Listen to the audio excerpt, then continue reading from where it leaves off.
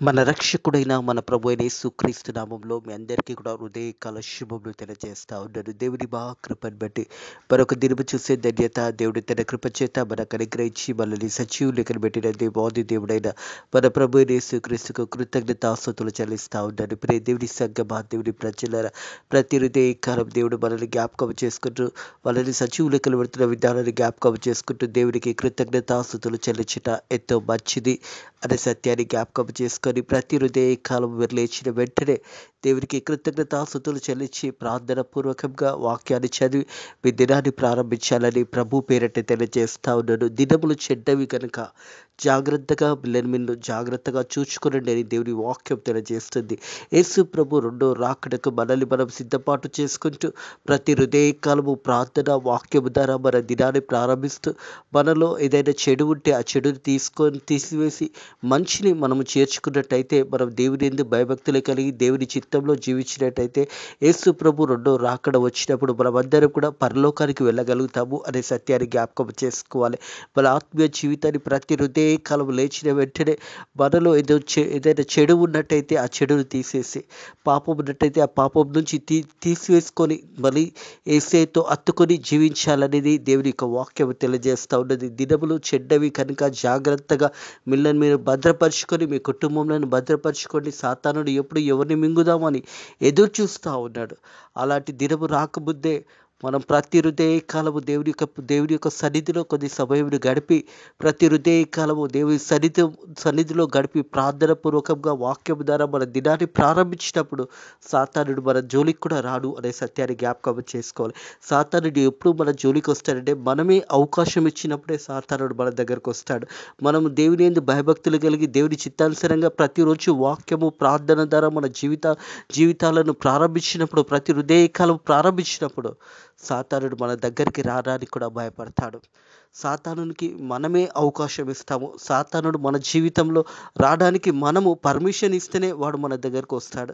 మనం పర్మిషన్ ఇవ్వకపోతే వాడు మన దగ్గరికి కూడా రాడు అనే సత్యాన్ని జ్ఞాపకం చేసుకోవాలని ప్రభు పేరట తెలియజేస్తాను. హృదయకాలం దేవుని యొక్క వాక్యము ధ్యానించుకుందాము.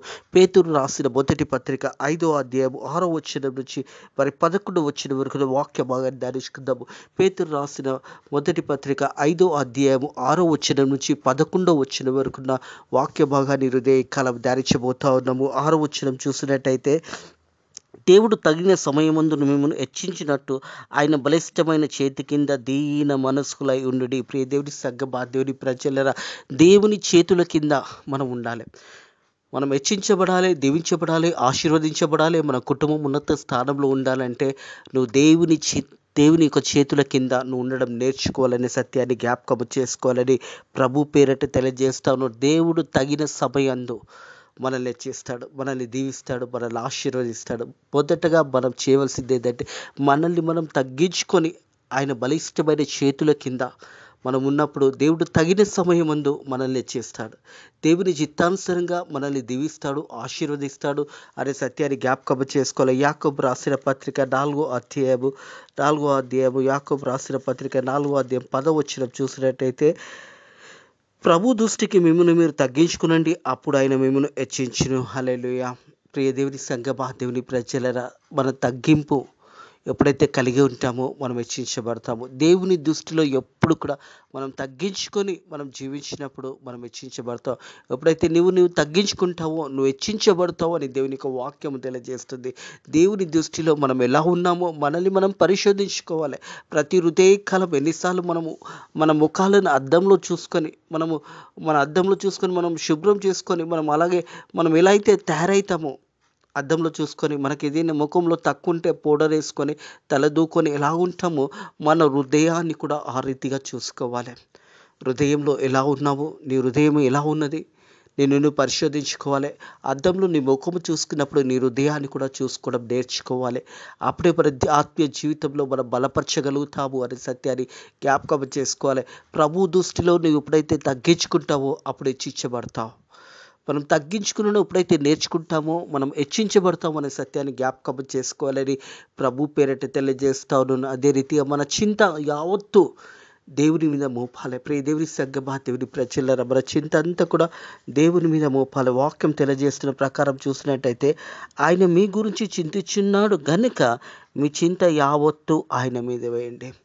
దేవుడు మన గురించి చింతిస్తున్నాడు. మన చింత యావత్తు కూడా దేవుని మీద వేయడం నేర్చుకోవాలి. దేవుని సంగమా, దేవుని ప్రజలరా, హృదయ కలం ఒకవేళ నువ్వు చింతలో బాధలో ఉన్నట్టయితే నీ చింత యావత్తు కూడా దేవుని మీద మోపినట్టయితే దేవుడు మా చింతల నుంచి మనకు చింతలు తీసేసి విడుదల దయచేస్తాడు. చూసినట్టయితే మనము సామెతల గ్రంథము 16వ అధ్యాయం 3వ వచనం, నీ పనుల భారం యెహోవా మీద ఉంచుము, అప్పుడు ఆయన నీ ఉపదేశములను సఫలం చేయను. మన పనుల భారం కానీ మన చింత కానీ మనం దేవునికి తెలియచేయాలి. హృదయకాలం లేచినప్పుడు ఒకవేళ నీకు బాధ కలిగినప్పుడు, చింత కలిగినప్పుడు, ఒకవేళ దుఃఖం కలిగినప్పుడు నువ్వు ప్రార్థన ద్వారా దేవునికి తెలియజేసినప్పుడు ఆ ప్రార్థన దేవుడు విని నీ యొక్క బాధ నుంచి, దుఃఖం నుంచి దేవుడు నిన్ను విడిపిస్తాడు అనే సత్యాన్ని జ్ఞాపకం చేసుకోవాలని ప్రభు పేరిట తెలియజేస్తా ఉన్నాను. దేవుని సంగమా, దేవుని ప్రజల మన గురించి చింతించే ప్రభు అయిన యేసుక్రీస్తు మనకున్నాడు. ప్రతిరోజు మనల్ని చూసే దేవుడు, ప్రతిరోజు మనల్ని సజీవులకు పెడుతున్న దేవుడు, ప్రతిరోజు మన రాకపోకలలో కాపాడే దేవుడు, ప్రతిరోజు నీ ఉద్యోగంలో దేవుడు దీవించి ఆశీర్వదించే దేవాది దేవుడు. ఒకవేళ నీకు పనుల మీద భారం కలిగినప్పుడు, లేదా శ్రమ కలిగినప్పుడు, దుఃఖం కలిగినప్పుడు నువ్వు ప్రార్థన పూర్వకంగా దేవునికి తెలియజేసినప్పుడు దేవుడు ఆ చింతను, ఆ బాధనంతా కూడా తీసేసి దేవునికి నెమ్మదిని, సమాధానాన్ని దయచేస్తాడు. దేవుని సంగమా, దేవుని దేవుని యొక్క సమాధానాన్ని మనం పొందుకుంటాము అనే సత్యాన్ని జ్ఞాపకం చేసుకోవాలి. అలాగే మన ఆత్మీయ జీవితంలో కూడా మనము సాతానుకి ఎప్పుడు కూడా చోటు ఇవ్వకుండా మనల్ని మనం జాగ్రత్తగా చూసుకుంటూ మన సాతానుని మన గృహాలలో కూడా ప్రవేశింపకుండా పాటలతోని దేవుని సన్నిధిని మన గృహాలలో ఉంచుకున్నట్టయితే సాతానుడు మన దరుదాపులో కూడా రాకుండా ఉంటాడు. దేవుని సంగమా, దేవుని ప్రజలరా, జాగ్రత్తగా వాక్యాన్ని విని, వాక్యాన్ని అంగీకరించి, వాక్యానుసారంగా మిల్లని మీరు కట్టుకోండి. ఎందుకంటే అపవాది గద్దించి సింహము వలె వస్తున్నాడు. అపవాది ఎప్పుడు ఎవరిని పడవేయాలని చూస్తాడు. అపవాది ఎప్పుడు ఏ గృహంలో చిచ్చు పెట్టాలని చూస్తాడు. అపవాది భార్య భర్తల మధ్య చిచ్చు పెట్టడానికి చూస్తాడు. కుటుంబంలో చిచ్చు పెట్టడానికి చూస్తాడు. కుటుంబంలో కలతలు తీసుకొని వస్తాడు. ఒక చిన్న మాటతోనే మరి కుటుంబం అంతా కూడా అల్లకొల్లోలంగా చేస్తాడు. దయచేసి అపవాదికి చోటు ఇవ్వకండి. మనం యేసు ప్రభు రెండో రాకడకు సిద్ధపాటు కలిగి ఉండాలి అంటే you always prepare your self. నీ జీవితాన్ని ఎప్పుడు కూడా నువ్వు దేవుని దృష్టిలో ఎలా ఉన్నావో నిన్ను నువ్వు చూసుకుంటూ, దేవునికి ఇష్టం లేనివి ఉంటే అవి తీసివేసుకొని దేవుని చిత్తానుసారంగా నడుచుకోవడానికి ప్రతి ఒక్కరు కూడా ప్రయత్నం చేయాలి. దేవుని సంగమా, నిబ్బరమైన బుద్ధి గలవారై మెలకువగా ఉండండి. మీ విరోధి అపవాది గద్దించు సింహము వలె ఎవరిని మింగుదామని వెతుకుచున్నాడు, తిరుగుచున్నాడు. ఎలా ఉన్నాడంటే వాడు ఎప్పుడు ఎవరిని మింగాలి, ఎవరి కుటుంబంని నాశనం చేయాలి, ఎవరి కుటుంబంలో మరి సమస్యలు తీసుకురావాలి, ఎవరి కుటుంబంలో ఏ ఒక్క సమస్య చేస్తే కుటుంబం అంతా కూడా అల్లకొల్లోలం అవుతుందని వాడు ఎప్పుడు కూడా అపవాది తిరుగుతూ ఉంటాడు. యోబు జీవితంలో చూస్తాము, యోబు గ్రంథం 1వ అధ్యాయంలో చూస్తాము, అపవాది అటు ఇటు తిరుగులాడుతూ ఉంటాడు. అలాగే అపవాది కూడా మన జీవితంలో కూడా అటు ఇటు తిరుగుతూ ఉంటాడు. మనం అవకాశం ఇస్తే వెంటనే మన దగ్గర వచ్చి మన కుటుంబంలో అనేక సమస్యలు తీసుకొస్తాడు. అందుకే వాక్యం అంటా ఉంది, నిబ్బరమైన బుద్ధి గలవారై మెలకుగా ఉండండి. నిబ్బరమైన బుద్ధి గలవారై మెలకుగా ఉండండి అంటే మనం ఏదో మెలకుగా ఉండడం కాదు. మన ఆత్మీయ జీవితంలో ప్రార్థన పూర్వకంగా వాక్యం ద్వారా దేవుని భయభక్తులు కలిగి దేవుని చిత్తాన్ని నెరవేర్చే బిడ్డలుగా ఉండడమే మెలకుగా ఉండడము. మనం ఎప్పుడు వచ్చినా, దేవుని రాకడ ఎప్పుడు వచ్చినా, యేసు ప్రభు ఎప్పుడు ఈ లోకానికి వచ్చినా, ప్రభువా ఇదిగో నేను సిద్ధంగా ఉన్నాను అని చెప్పే విధంగా మనం జీవించాలి. మన హృదయాలని ఎప్పుడు కూడా పరిశోధించుకోవాలి. మన హృదయంలో పాపం ఉంటే తీసేస్తే దేవుని చిత్తానుసారంగా జీవించాలి. ఎందుకంటే అపవాది ఎలా ఉన్నాడంట, గద్దించి సింహము వలె ఎవడో తిరుగుతూ ఉన్నాడంట. ఎవరి కుటుంబంలోకి వెళ్దామని, ఎవరి కుటుంబంలో సమస్యలు తీసుకురావడానికి, ఎవరి కుటుంబంలో మరి దేవుని వాక్యం ఉండదో, ఎవరి కుటుంబంలో ప్రార్థన ఉండదో, ఎవరి కుటుంబంలో దేవుని సన్నిధి ఉండదో వారి గృహాలకు వాడు ప్రవేశిస్తాడు. అనేక సమస్యలు తీసుకొస్తాడు. ఆ సమస్యలు తీసుకొచ్చినప్పుడు మనకు అనిపించదు, ఇవన్నీ జరుగుతున్నాయని మనకు అనిపించదు. కానీ దినదినాలను జరిగిపోతున్న కొలదే కుటుంబంలో అనేక సమస్యలు వస్తాయి. భార్య భర్తలు విడిపోవడానికి, కుటుంబం అంతా కూడా అల్లకల్లోలం కావడానికి, ఒకరి పట్ల ఒకరు సమాధానం లేకుండా ఆ చిన్న సమస్యతో కుటుంబంలో పెద్ద సమస్యలుగా మారిపోతాయి. అలాంటి అవకాశం వానికి ఇవ్వకూడదు. వానికి అవకాశం ఇవ్వకూడదు అంటే వాక్యం ఏం చెప్తుందంటే యాకోబు పత్రిక 4వ అధ్యాయం 7వ వచనం చూసినట్టయితే, కాబట్టి దేవునికి లోబడుడి, అపవాదిని ఎదిరించింది, అప్పుడు వాడు మీ యొద్ద నుంచి పారిపోతాడు.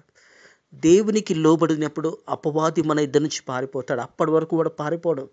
ఎప్పుడైతే దేవుని సన్నిధి మన గృహంలో ఉంటుందో, దేవుని యొక్క మాటలు ఎప్పుడైతే గృహంలో ఉంటాయో, ఎప్పుడైతే పాటలతో దేవుని గణపరచగలుగుతామో, అప్పుడు అపవాది అక్కడి నుంచి పారిపోతాడు. ప్రియ దేవుని సంగమా, దేవుని ప్రజలరా, మన ఆత్మీయ జీవితాలను మనం కట్టుకోవాలి. దేవునికి లోబడినప్పుడు అపవాదికి చోటు ఉండదు. ఎప్పుడైతే దేవుడు మన గృహాలలో మనం ఆహ్వానించినప్పుడు, ఎప్పుడైతే దేవుని సన్నిధి మన గృహాలలో ఉన్నప్పుడు, ఎప్పుడైతే పాటలతో దేవుని మనం మహిమపరచగలిగినప్పుడు అపవాదికి అక్కడ చోటు ఉండదు. అక్కడి నుంచి వాడు పారిపోతాడు. కాబట్టి వాక్యం తెలియజేస్తుంది. కాబట్టి దేవునికి లోబడి అపవాది ఎదిరించింది. దేవునికి లోబడి అపవాదిని ఎదిరించాలి. మనమందరం కూడా దేవుని బిడ్డలంగా ఉన్నప్పుడు అపవాదిని ఎదిరించినప్పుడు అప్పుడు వాడు మీ యొద్ద నుంచి పారిపోతాడు. దేవునికి లోబడి అపవాదిని ఎదిరించింది, అప్పుడు వాడు మీ యొద్ద నుంచి పారిపోవును. అప్పటి వరకు వాడు పారిపోవడం. ప్రియ దేవుని సంగమా, దేవుని ప్రజలారా, మనం దేవునికి లోబడినప్పుడు అపవాదిని ఎదిరించగలుగుతాము. అప్పుడు వాడు మనం ఎదిరించి పారిపోతాడు. మనం దేవునికి లోబడనన్ని రోజులు అపవాది మన జీవితంలో ప్రవేశించి పిల్లల విషయంలో కానీ, కుటుంబ విషయంలో కానీ, భార్య భర్తల విషయంలో కానీ అనేక సమస్యలు తీసుకొస్తాడు. ఆ సమస్యలు చివరికి ఎంత భయంకరంగా అయిపోతాయంటే, మీరు దేవుని సన్నిధి నుంచి తొలగిపోయిన తర్వాత అపవాది అంత ఘోరమైన పరిస్థితులు తీసుకొస్తాడు. ఒకరి పట్ల ఒకరు ప్రేమ తగ్గిపోతుంది, ఒకరి పట్ల ఒకరు సమాధానం ఉండదు, ఒకరి పట్ల ఒకరు నెమ్మది ఉండదు, ఒకరి పట్ల ఒకరు శాంతి నెమ్మది లేకుండా జీవించే జీవితాలకు తీసుకెళ్ళిపోతాడు. ఎప్పుడైతే అపవాదిని మనం ఎదిరించగలుగుతామో, మొదట మనం చేయవలసింది దేవునికి లోబడినప్పుడు, దేవుని వాక్యం ఎక్కడైతే ఉంటుందో అపవాదికి అక్కడ చోటు ఉండదు. ఎప్పుడైతే నీ హృదయ కాలము లేచినప్పుడు దేవునికి కృతజ్ఞతాస్తుతులు చెల్లించి ప్రార్థన చేసి వాక్యం చదివి నీ దినంను ప్రారంభించినప్పుడు నీ ఇంట్లో అపవాదికి చోటు ఉండదు. ఎందుకంటే మొదటగా నీ గృహంలోకి దేవుని ఆహ్వానించావు, ప్రార్థనపూర్వకంగా దేవునితో మాట్లాడావు, అలాగే వాక్యం ద్వారా దేవుడు నీతో మాట్లాడినప్పుడు అపవాదికి ఆ గృహంలో ఏ మాత్రం కూడా చోటు ఉండదు. ఒకవేళ మన జీవితంలో ప్రార్థన లేనట్టయితే, మన జీవితంలో వాక్యం లేనట్టయితే మనమే అపవాదికి అవకాశం ఇస్తున్నాము. వాడు గద్దించే సింహం వలె ఎవరిని మింగుదామని ఎదురు చూస్తూ, ఏ గృహంలోనైతే ప్రార్థన ఉండదో, ఏ గృహంలో అయితే పాటలు ఉండదో, ఏ గృహంలోనైతే దేవుని సన్నిధి ఉండదో ఆ గృహాలకు ప్రవేశించి ఆ గృహంలో వాడు నివసించి చివరికి ఏం చేస్తాడంటే కుటుంబం అంతా కూడా అల్లకొల్లడం చేయడే వాని లక్ష్యము. కుటుంబంలో ఇబ్బంది కలగ చేయడమే వాని లక్ష్యము. మనం ఎప్పుడైతే దేవునికి లోబడినప్పుడు అపవాదిని ఎదిరించగలుగుతామో అప్పుడు అపవాది మన నుంచి పారిపోతాడనే సత్యాన్ని జ్ఞాపకం చేసుకోవాలని ప్రభు పేరట తెలియజేస్తూ ఉంటాడు. అలాగే చూసినట్టయితే 9వ వచనము, పేతురు రాసిన మొదటి పత్రిక 5వ అధ్యాయం 9వ వచనం చూసినట్టయితే, లోకమందున్న మీ సహోదరుల అందు ఈ విధమైన శ్రమలు నెరవేర్చునని ఎరిగి విశ్వాసమందు సిరులై వాని ఎదిరించింది. ఇవన్నీ కూడా లోకంలో మనం జీవిస్తున్నప్పుడు ఈ యొక్క శ్రమలు కానీ, కష్టాలు కానీ శాశ్వత కాలం ఉండదు. కొద్దిపాటి శ్రమ కానీ, దుఃఖము కానీ కలుగుతుంది. తిరిగి దేవుడు మనల్ని పరిపూర్ణులుగా చేసి మరలా దేవుడు మనల్ని సిద్ధపాటు చేస్తాడు, లేదా మరలా మనల్ని బలపరుస్తాడు, మరలా దేవుడు మనల్ని దీవిస్తూ ఆశీర్వదిస్తాడు. వాక్యం తెలియజేస్తుంది, లోకమందు మీ ఉన్న సహోదరులందు కూడా ఈ విధమైన శ్రమలు నెరవేర్చునని ఎరిగి విశ్వాసమందు సిరులై ఎదురించిడి. తన నిత్య మహిమకు క్రీస్తునందు మిమ్మల్ని పిలిచిన వాని సర్వకృపావిధి దేవుడు కొంచెము కాలము మీకు శ్రమ పింబట తానే మిమ్మల్ని పరిపూర్ణంగా చేసి స్థిరపరిచి బలపరచును. హల్లెలూయా. శ్రమలను చూసి భయపడకండి, కష్టాలను చూసి భయపడకండి, దేవుని ఆనందించి నేర్చుకోండి. అపోస్తుడైన పౌలు అంటాడు కదా, ఫిలిప్పీయులకు రాసిన పత్రికలో చూసినట్టయితే 4వ అధ్యాయంలో అపోస్తలుడైన పౌలు అంటాడు ఈ రీతిగా 4వ వచనంలో, ఎల్లప్పుడూ ప్రభునందు ఆనందించండి, మరలా చెప్పేదను ఆనందించండి. ప్రియ దేవుని సంగమా, దేవుని ప్రజలారా, ప్రభునందు ఆనందించాలి. యేసయ్యందు మనం ఆనందించాలి, వాక్యమందు ఆనందించాలి. వాక్యమైన దేవుడు మనతో మాట్లాడుతున్నప్పుడు మనం ఆనందించే జీవితాలు మనకు దేవుడు అనుగ్రహించున్నాడు. ఆ సత్యాన్ని జ్ఞాపకం చేసుకోవాలి. శ్రమలను చూసి, కష్టాలను చూసి బాధపడకూడదు. శ్రమలలో, కష్టాలలో దేవుడు మనల్ని విడిపించడానికి దేవుడు మన పక్షాన నిలబడ్డాడు. కొంచెము కాలము శ్రమ, ఆ పింబట ఆయన మనల్ని సిరులుగా చేసి, మనల్ని బలపరిచి, మనల్ని కాపాడి, మన శ్రమలన్నిటి నుంచి విడుదల దయచేస్తాడనే సత్యాన్ని జ్ఞాపకం చేసుకోవాలి. ఎల్లకాలము శ్రమలు ఉండవు. శ్రమ కొద్దిపాటి శ్రమ ఉంటుంది. మనం యేసు ప్రభు ఆ రెండో రాకడకు సిద్ధపాటు కలిగి ఉన్నప్పుడు శ్రమలు వస్తాయి. దేవుని వాక్యము, ప్రార్థన మీ గృహంలో ఉన్నప్పుడు శ్రమలు వస్తాయి. అవి ఎల్లకాలం ఉండదు. శ్రమలను చూసి మళ్ళా ప్రార్థనను విడిచిపెట్టకూడదు, వాక్యాన్ని విడిచిపెట్టకూడదు. ఆ వాక్యము, ప్రార్థన ద్వారా ఆ శ్రమల నుంచి దేవుడు మనల్ని విడిపిస్తాడు. అపోస్తలుడైన పౌలు ఈ యొక్క ఫిలిప్పీలోకి రాసిన పత్రిక బంధకంలో నుంచి రాస్తాడు. ఆ బంధకంలో, ఆ గృహ నిబంధనలో, ఆ ఒక చెరసాలలో ఉండి రాసిన పత్రికలవి. ఎలా ఆనందించగలిగాడంటే ప్రభువునందు ఉన్నాడు కాబట్టి ఆనందించగలిగాడు. మన ఆత్మీయ జీవితంలో కూడా దేవునిందు ఆనందించాలి. శ్రమలు వస్తున్నా, కష్టాలు వస్తున్నప్పుడు ఆనందించడం నేర్చుకోవాలి. శ్రమలలో, కష్టంలో దుఃఖించి చింతించద్దు. అది కొంచెం కాలమే మనతో ఉంటుంది, ఎల్లకాలం మనతో ఉండదు. ఎల్లకాలము దేవుని కృప, ఆశీర్వాదాలు మనతో ఉంటాయి. కాబట్టి కొంచెం కాలము శ్రమ, ఆ శ్రమ తర్వాత ఆయన మిమ్మల్ని తిరిగి విడిపిస్తాడని దేవుని యొక్క వాక్యం తెలియజేస్తూ ఉంది. ప్రియ దేవుని సంగమా, దేవుని ప్రజల వాక్యానుసారంగా మనల్ని మనం కట్టుకొని జీవించాలనే సత్యాన్ని జ్ఞాపకం చేసుకోలే. తన నిత్య మహిమకు క్రీస్తునందు మిమ్మల్ని పిలిచి, తన నిత్య మహిమనందు క్రీస్తు ప్రభు మన అందరినీ కూడా పిలిచి, సర్వకృప విధియు దేవుడు కొంచెం కాలము మీరు శ్రమపడి పింబట తాను మిమ్మల్ని పూర్ణులుగా చేసి స్థిరపరిచి బలపరిచిన. ప్రియ దేవుని సంగమా, దేవుని ప్రజలరా, దేవుడు మనల్ని స్థిరపరుస్తాడు, బలపరుస్తాడు.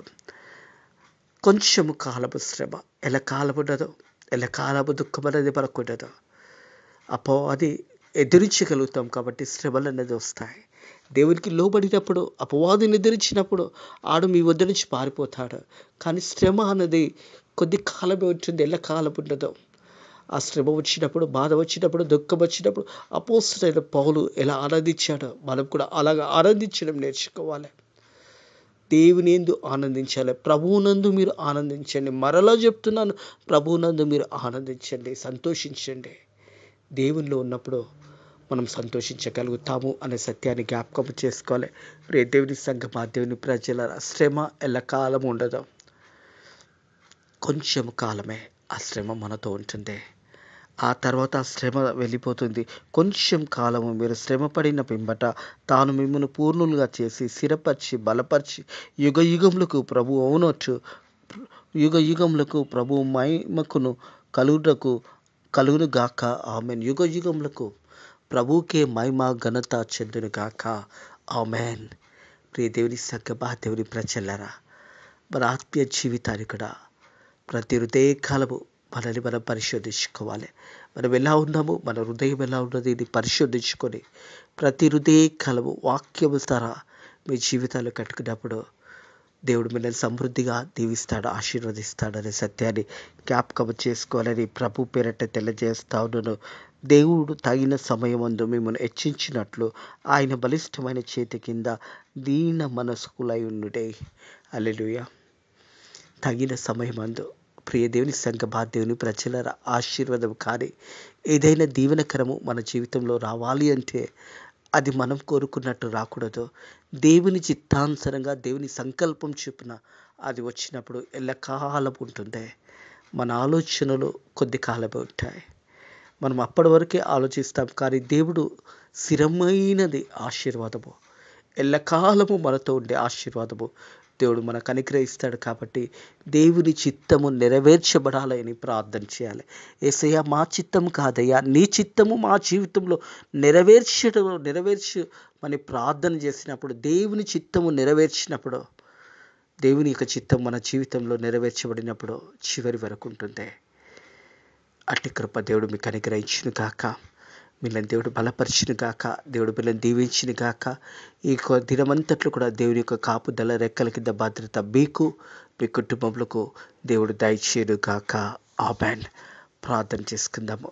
పరిశుద్ధుడ దేవానికి ధనములు స్తోత్రములు తండ్రి. ప్రభా ఉదయకాలము నీ వాక్యము ద్వారా మాతో మాట్లాడి మనల్ని బలపరిచి మనల్ని దీవించి ఆశీర్వదించిన దేవా నీకు ధనములు స్తోత్రములు తండ్రి. ప్రభా మేము సిద్ధపాటు చేసుకొని నైనా ప్రభా నీ యొక్క రాకడకు సిద్ధపాటు కలిగి మెలకుగా ఉండే విధంగా నైనా వాక్యం ద్వారా మనల్ని మేము కట్టుకోవడానికి నీ కృప ద్వారా సాయం చేయమని అడుగుతున్నాను తండ్రి. ప్రభా అలాగే తండ్రి వాక్యం విన్న బిడ్డలు కూడా నైనా ప్రభా నీ చిత్తము మా జీవితంలో నెరవేర్చమని అడుగుతున్నాము తండ్రి. ప్రభా అలాగే ప్రతి ఒక్కరు కూడా వాక్యానుసారంగా తండ్రి జీవించడానికి నీ కృప ద్వారా సాయం చేసి నాయన నీ రాకడ కొరకు మేము అందరం కూడా సిద్ధపాటు కలిగి ఉండడానికి నీ కృప ద్వారా సాయం చేయండి తండ్రి. మా సేవకులను మా సేవకురాలను సువార్థికులను దీవించండి, సంఘాలను దీవించండి. అలాగే తండ్రి ఫేత్ మినిస్ట్రీస్ మందిరాన్ని కూడా మీరు దీవించి ఆశీర్వదించండి. నేను ఈ రోజంతా కూడా నీ కృపలో మనల్ని బలపరిచి దీవించి ఆశీర్వదించమని నజరుడైన యేసుక్రీస్తు నామములో ఈ ప్రార్థనని వేడుకుంటున్నాము తండ్రి. ఆమేన్. మన ప్రభువైన యేసుక్రీస్తు యొక్క కృప, సమాధానము, నెమ్మది ఇప్పుడు ఎల్లప్పుడూ సదాకాలము మీకు మీ కుటుంబములకు తోడైండును గాక. ఆమేన్.